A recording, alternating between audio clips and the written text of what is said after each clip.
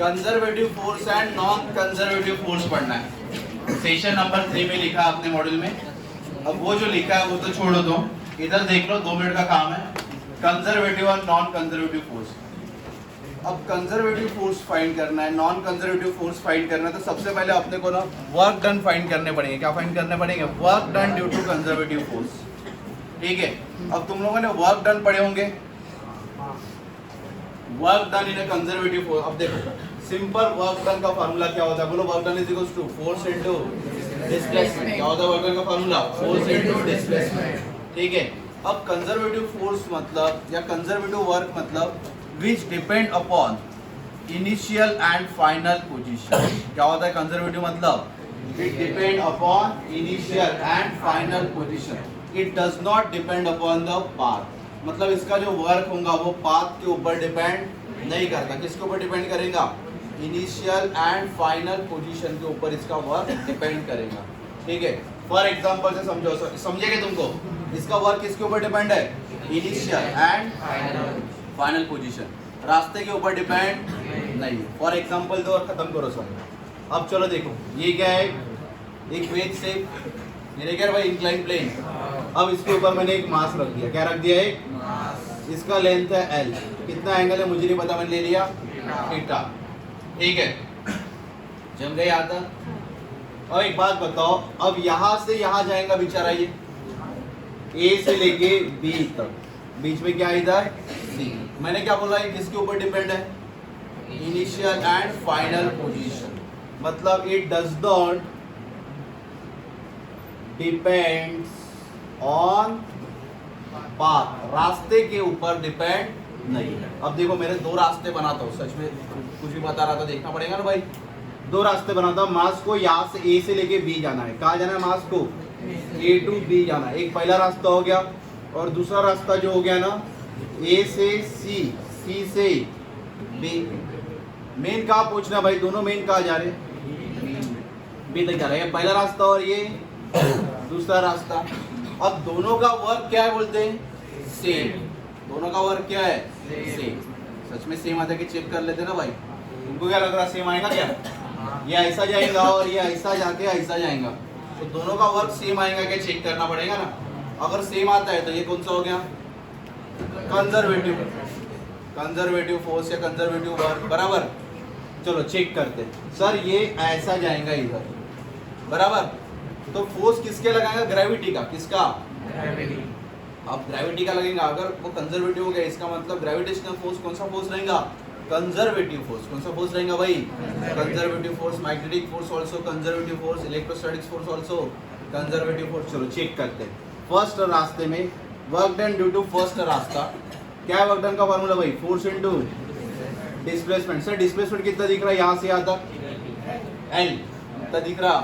L। Sir force बताओ ना, इधर से कौन सा फोर्स लग रहा है? mg।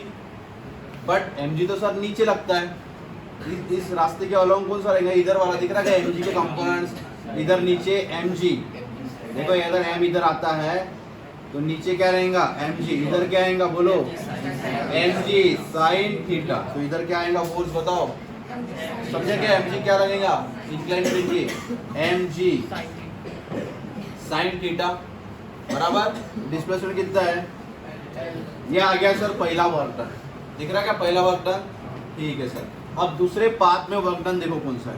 सर पाथ A से लेके C तक जाना है, फिर C से लेके D तक। अब A से C में mg, देखो A टू C में वर्क डन का फार्मूला, वर्क डन का फार्मूला A टू C में पहले लगा था।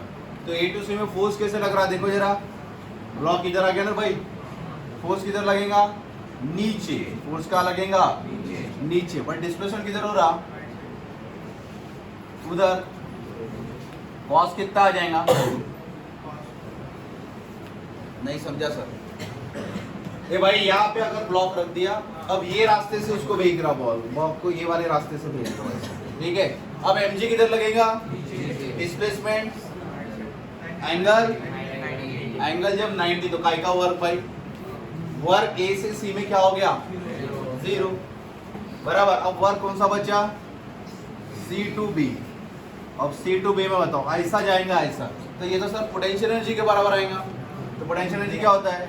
एम जी एच, एच कितना आएगा बी सी, और बी सी का वैल्यू अगर ये एल है तो थीटा के जस्ट अपोजिट वाला क्या होता है एल।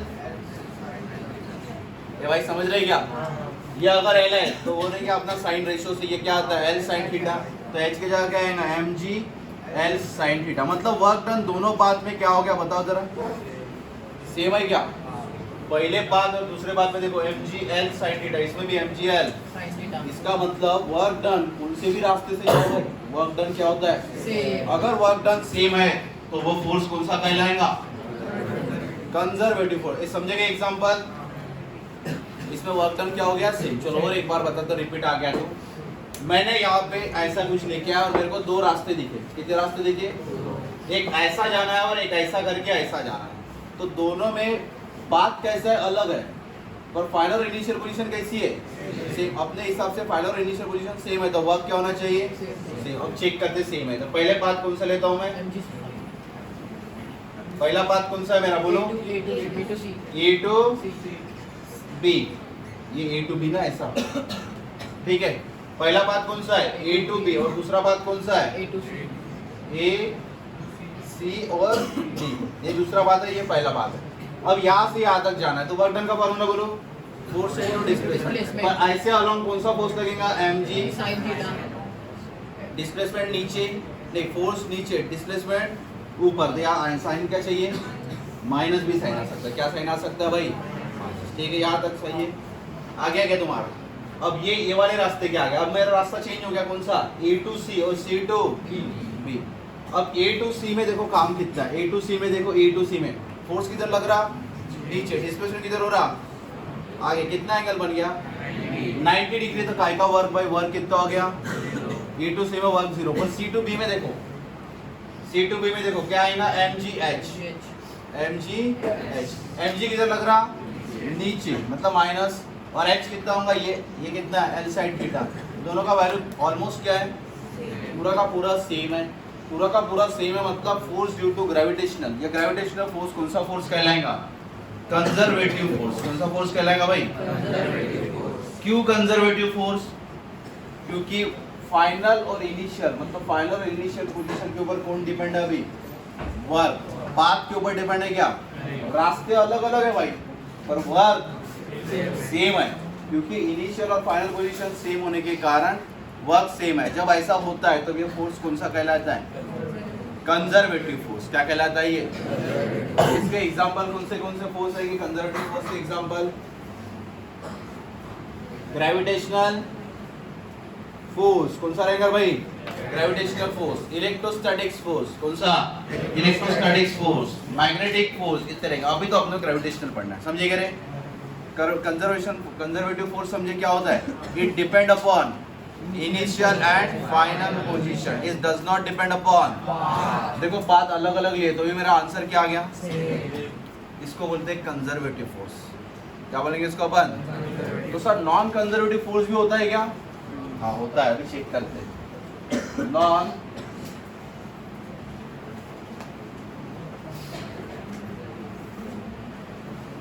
अब नॉन कंजर्वेटिव फोर्स भी होता है क्या, चेक करना पड़ेगा ना भाई, सच में नॉन कंजर्वेटिव फोर्स है क्या नहीं चेक करना पड़ेगा।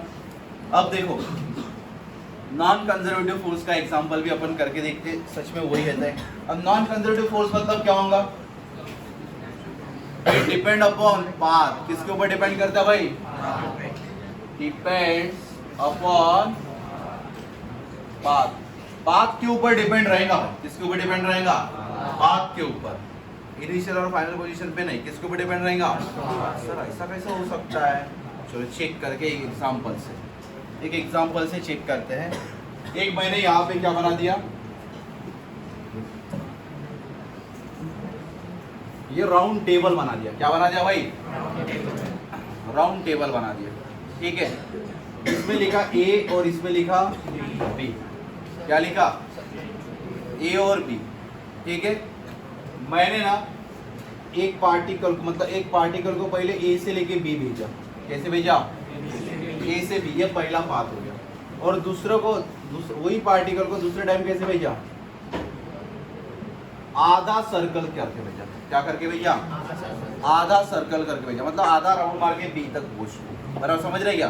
तुमको पहले कैसे बोला, सीधा जाने को बोला, फिर कैसे बोला, ऐसा गोल घूम के बी तक जा, ऐसे बोला। पर ये टेबल ना फ्रिक्शन वाला टेबल था। कौन सा टेबल था? टेबल में क्या है भाई? फ्रिक्शन है। टेबल में क्या है? फ्रिक्शन है। अब बताओ वर्क ज्यादा किसका, कम किसका? क्या सेम होगा वर्क? वर्क सेम होगा क्या इसमें? वर्क सेम होगा क्या?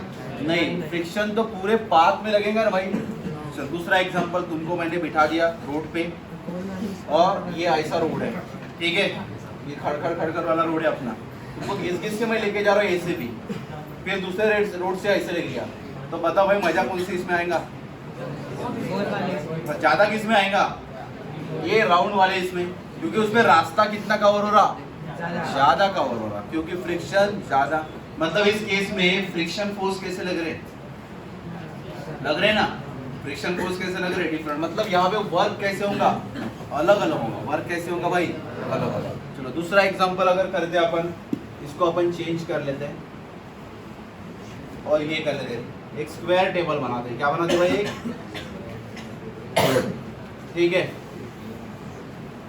अब एक स्क्वायर टेबल बना दिया मैंने और उसमें भी दिया, डिसाइड किया A B C D. Particle का पहला पाथ हो गया ए से लेके बी और दूसरा पाथ कितना ऐसा हो गया, दिख रहा क्या?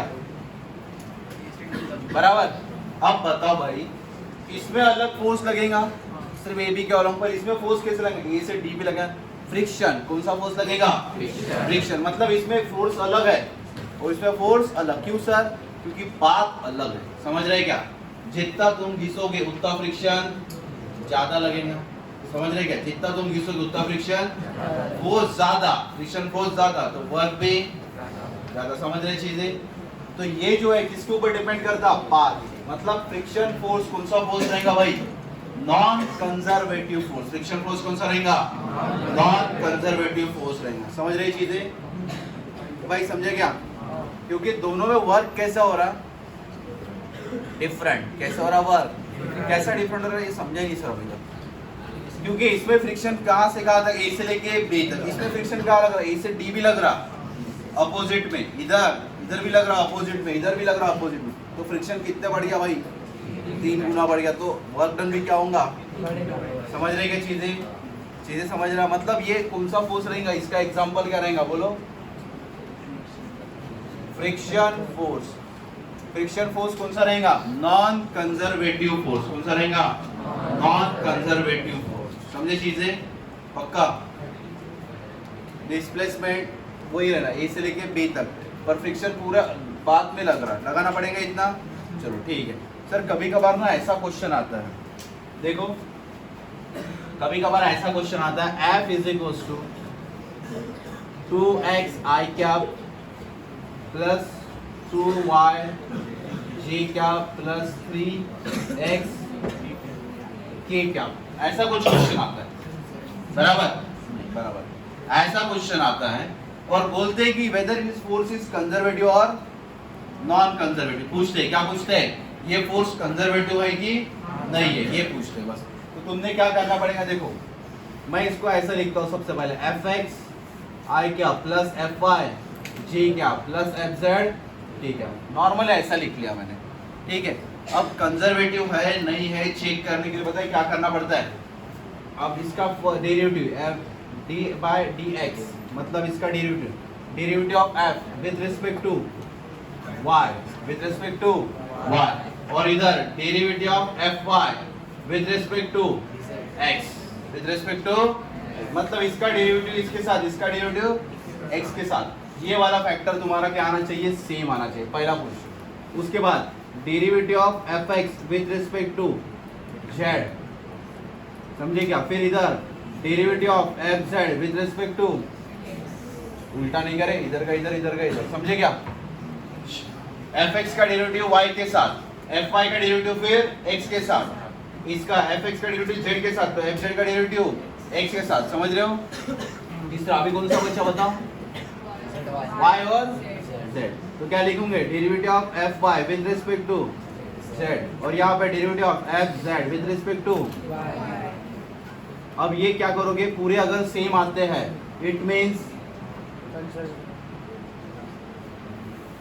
क्या रहेगा भाई ये कंजर्वेटिव फोर्स, क्या रहेगा कंजर्वेटिव फोर्स रहेगा, ठीक है। यहाँ पर इसको दूसरे मेथड से भी कर सकते हैं पर तुमको वो डेल क्रॉस एफ वाला नहीं आता है, इसलिए मैंने तुमको ऐसे बता दिया, ठीक है। कैसे करना, derivative of F X with respect to Y is equal to derivative of F Y with respect to X, फिर एफ एक्स का जेड के साथ, एफ जेड का एक्स के साथ, समझ रहे हैं। अगर ये सेम आता है तो वो फोर्स क्या रहेगा कंजर्वेटिव फोर्स, क्या रहेगा। इसका दूसरा मेथड भी है, del cross F is equals to 0, ये अगर आता है पर डेल का तुमको ये नहीं पढ़ा है, मैंने ऑपरेशन नहीं पढ़ा है सिलेबस में, नहीं डेल ऑपरेशन, इसलिए मैंने ये वाला मेथड से तुमको पढ़ा।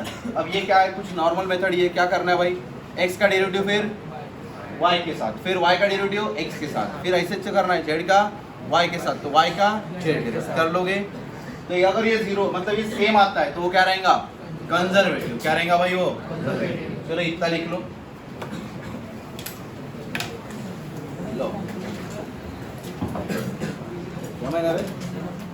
जम जाएगा।